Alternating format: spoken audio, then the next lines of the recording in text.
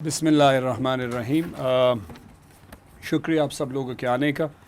आज एक इंतहाई इम्पॉर्टेंट एजुकेशन के हवाले से, जिस तरह आपको पता है कि कोविड है, सिचुएशन टाइट है। अभी तो शुक्र है अल्हम्दुलिल्लाह हालात काफ़ी बेहतर हो चुके हैं और बेहतरी की तरफ जा रहे हैं। लॉकडाउन्स हुए, तकलीफ़ हुई, मैं समझता हूँ हर सेक्टर ने सफ़र किया कोविड में, लेकिन एज एजुकेशन मिनिस्टर अगर हम चीज़ों को देखें तो सबसे ज़्यादा सफ़र एजुकेशन सेक्टर ने किया और पूरी दुनिया में किया, ना कि सिर्फ पाकिस्तान में या खैबर पख्तूनख्वा में हुआ। उसके साथ साथ आप लोगों ने देखा जैसे हालात बेहतर हुए, हमने स्टैगर जहाँ पे हालात 5% से परसेंटेज कोविड की कम थी तो हमने वहाँ पे स्कूल्स खोल दिए स्टैगर हो तरीक़ेकार से। और जैसी जो ज़िले में 5% से कम होते जा रहे हैं वहाँ पे हम स्कूल खोलते जा रहे हैं।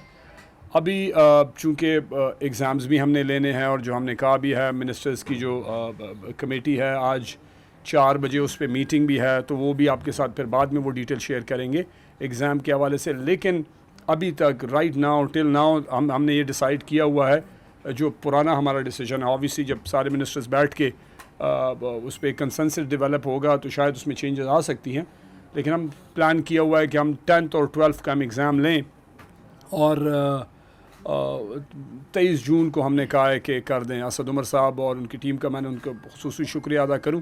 मैंने उनसे बात की थी, टेक्स्ट किया था कि 10वीं और 12वीं की अगर आप हमें इजाज़त दे दें, क्योंकि एग्ज़ाम्स आ रहे हैं और बच्चों की तैयारी इंतहाई इंपॉर्टेंट है। So they have been kind enough, obviously वो हेल्थ स्टेटिस्टिक्स को उसको देखते हैं, तो वो हमने स्टैगर करके पूरे सूबे में 10वीं और 12वीं जमात के लिए हमने क्लासेस खोल दी हैं। स्कूल्स भी 6 को तो टोटल खुल जाएंगे इंशाल्लाह, लेकिन देखते हुए कि जी 10th और 12th के जो एग्ज़ाम्स हैं आज शायद कंसिडरेशन में 9, 10th, 11, 12 के हो, लेकिन हम जहन में 9, 10, 11, 12 ही रख रहे हैं। हमने एक क्लासेस खोलने के साथ साथ हम गवर्नमेंट ये ऑप्शंस चेक कर रही है कि और कौन से तरीके हो सकते हैं जिससे बच्चों को पढ़ाई में, एग्ज़ाम की तैयारी में वो मुस्तफ़ीद हों, उससे उनको फ़ायदा हो। और क्योंकि हर बच्चा ट्यूशन भी नहीं अफोर्ड कर सकता, हर बच्चा टेक्नोलॉजी भी अफोर्ड नहीं कर सकता। हमारे ज़्यादातर बच्चे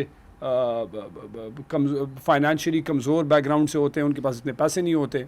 तो लेकिन पूरे सूबे को देखते हुए, इनकी ज़रूरियात को देखते हुए हमने आज नून जो एक कंपनी है, जो एक ऑर्गेनाइजेशन है जो कि टेक्नोलॉजी के ज़रिए पढ़ाई को से बच्चों को मुस्तफ़ीद करती है, बच्चों को ट्रेन करती है, वो टीचर हायरिंग करते हैं और फिर उसी कंटेंट को वो पढ़ाते हैं जहाँ लोकल वो पढ़ाया जाता है। तो हमारी इनके साथ पिछले चंद दिनों से हमारी इनके साथ मीटिंग्स हुई, डिलिब्रेशन हुई, डिस्कशन हुई और हम इस नतीजे पे पहुँचे कि हमारी क्लासेस खोलने के साथ साथ इस 1-2 हफ़्ते, 3 हफ़्ते या महीना जो भी है जब तक एग्ज़ाम्स हो रहे हैं, हम एक एडिशनल कौन सी चीज़ हम बच्चों को दे सकते हैं जिससे उनको पढ़ाई में आसानी पैदा हो सकती है और पढ़ाई वो बेहतर कर सकते हैं। तो उसमें नून ऑर्गेनाइजेशन जो है, इन्होंने हमें बड़ा अच्छा, उनके साथ हमारी मीटिंग हुई। एक तो ये है कि ये ग्लोबल इनकी हर जगह पे प्रेजेंस है, तो बड़ी कंपनी है। जो ये हमारे लिए काम कर रहे हैं उस पर गवर्नमेंट की कोई कॉस्ट नहीं है, ना हमारी कोई फैसिलिटी यूज़ होगी, ना हमारे पैसे लग रहे हैं। सब कुछ ये करेंगे, हम इनको सिर्फ सपोर्ट करेंगे, हम इनको हेल्प कर रहे हैं कि हमारा कौन सा कंटेंट है, जो हमने करिकुलम है, जो हमने कट शॉर्ट करके एग्ज़ाम के लिए तैयार किया है, जिसमें बच्चों से एग्ज़ाम लिया जाएगा। हमने इनसे रिक्वेस्ट किया है कि इन दिनों में बच्चों को उस पे ऑनलाइन ट्रेनिंग करवाई जाए, उसमें बाकायदा लाइव ये टीचर्स हमारे लोकली केपी के टीचर्स होंगे, वो प्राइवेट से भी हो सकते हैं, पब्लिक से, वो इनका एक प्रोसीजर है, उस पर वो ऑनलाइन आते हैं, लेकिन वो ऑनलाइन ट्रेनिंग टीचिंग करवाएंगे इस सब्जेक्ट्स के ऊपर।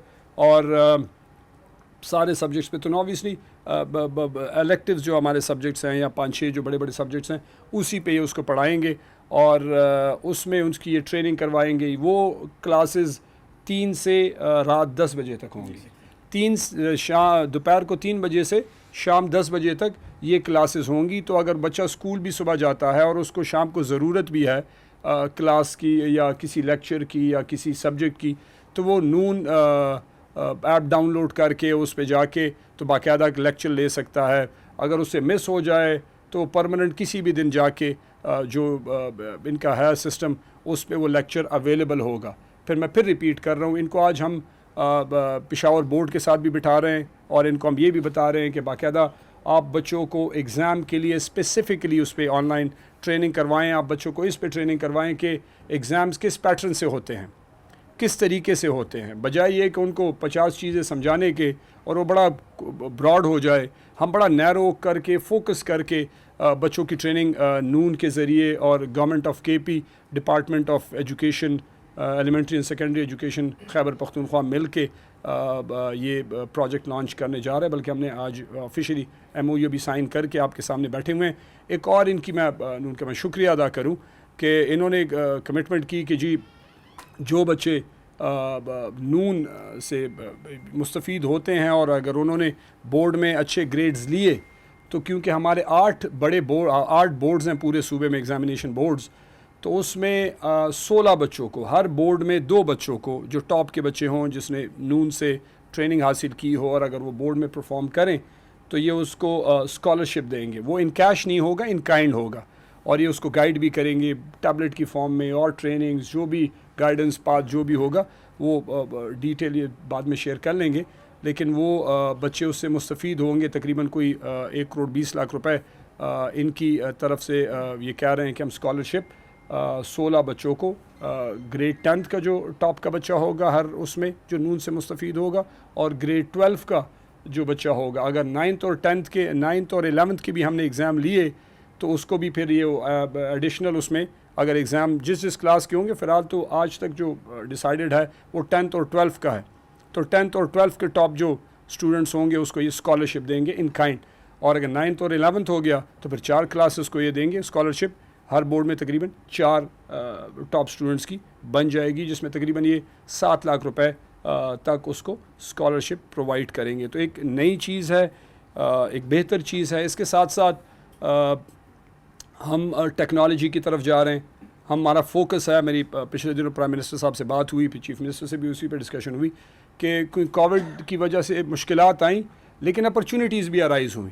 तो उसको हम देख रहे हैं कि कोविड के ज़रिए की मुश्किलात को देखते हुए टेक्नोलॉजी पे हम कैसे शिफ्ट कर सकते हैं। अब हमारे तो कोई 34,000 स्कूल हैं तकरीबन, अब सारों में टेक्नोलॉजी नहीं दी जा सकती वन गो में, लेकिन जहाँ पे IT लैब्स हैं या चंद स्कूल हैं जिनको हम फोकस करके हम स्मार्ट स्कूल का कॉन्सेप्ट ला रहे हैं, जहाँ पे हम इंशाल्लाह डिजिटल कंटेंट इंट्रोड्यूस करवाएंगे, जहाँ पे हम टीचर्स ट्रेनिंग, जो सबसे इम्पॉर्टेंट है कि किसी भी स्कूल के लिए, एजुकेशन सिस्टम के लिए टीचर का बेहतर होना, ट्रेन होना, उसकी परफॉर्मेंस या उसकी समझ ज़्यादा उसको इन्हांस करना, ये इसी से बच्चा मुस्तफ़ीद होगा। टेक्नोलॉजी एक टूल है जिसके ज़रिए वो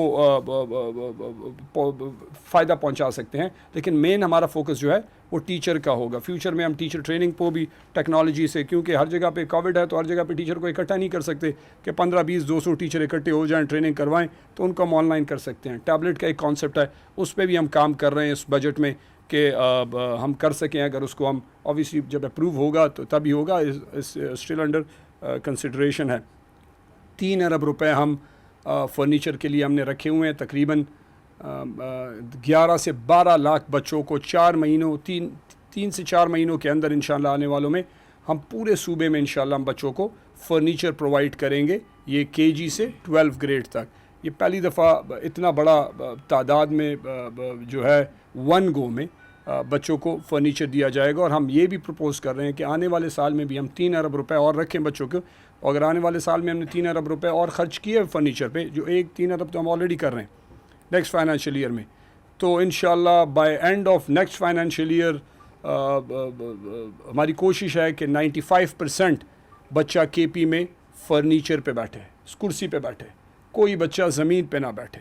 ये हमारा क्योंकि एजुकेशन तहरीक इंसाफ की प्रायोरिटी है।